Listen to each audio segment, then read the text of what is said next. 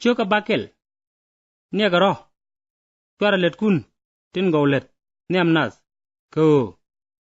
biga yenen ko mala dayno biasel muj ka guru ni tanyal kayno mutoba muj kun twara wak chigamen la latke e jimmeda gwamnu pale ji juice kana re domne ko baga liaga nas apuj an larje ye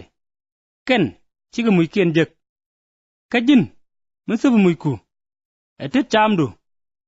sime latke etit tweju ngej kayno bu muj ku top keta ka gurun ngej teadu ba ji muj kama pale twara bi chit ke jimmeda ko kan naga chwong kana pal gwamne pale ji juice kana rom domne ko dega nen anas apuj an larje ye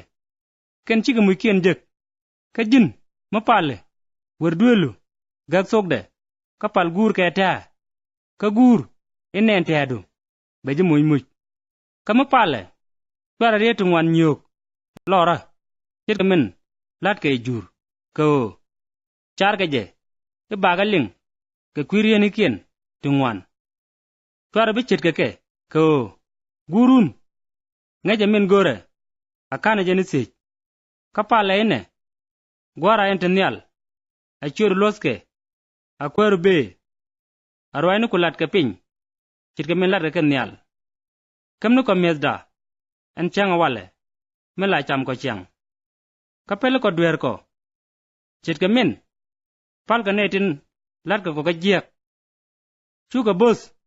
gwama baga wamtin ka ken ko ka jiek ko arwaidu alwangdu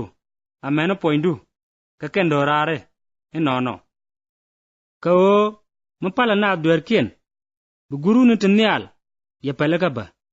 kame cha na pele ka dwer kien ameno gurun che pele ka dwer kun kame tega mis twara gwichana chit ke jimmeda te la nyodo tegdien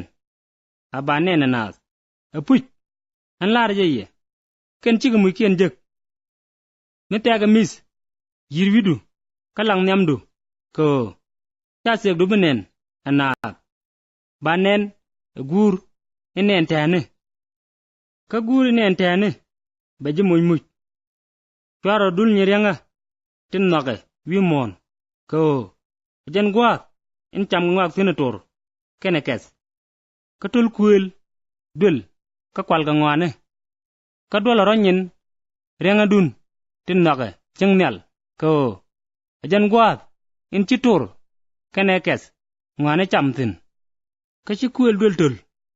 ka cha ngwane kwal ko gwadun dirang dun tin jen gwak in beloy kunde tin ba wanga jen boy poany kame guj wangdu bu poynu ke lew tianga boy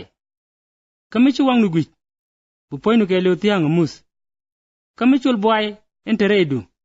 bidin mos kulu nindi tele ramade kwa dangrew ledeka bakel nyir kabe mendo dien nok kie baloy de ke lew kamkel kabe mendo dien chany yen chi akos ken yang de ledeka ka kujemo an larje ye twara dier ka tegdun kami biya cham kie kami biya mat kie pain kun kami biya lat chidini tek kamet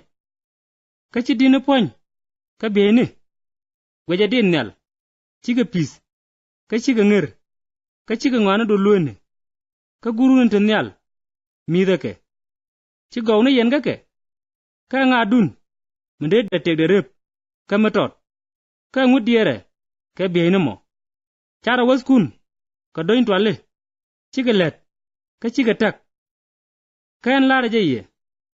achanga Solomon ka goy ponya de ke lew kan jarunyika chit ka kel ka kan twaliti muruny kod joy doare ka tintik kairun baga pet cha ye burunyika ba yene di kuy ngadun ka kujemo twara dier ibiangu cham kie ibiangu mat kie biangu la poin ni kun jiwa gor ga titi dial ka guru ne tanyal ngeje wo gor yen titi dial ko na gor ne chiang kwara kos kana chunge ka ba titi dial mat yeba ka kwijamo twara dier ka mirone ka burun ba ka bagde are chango ronga chengo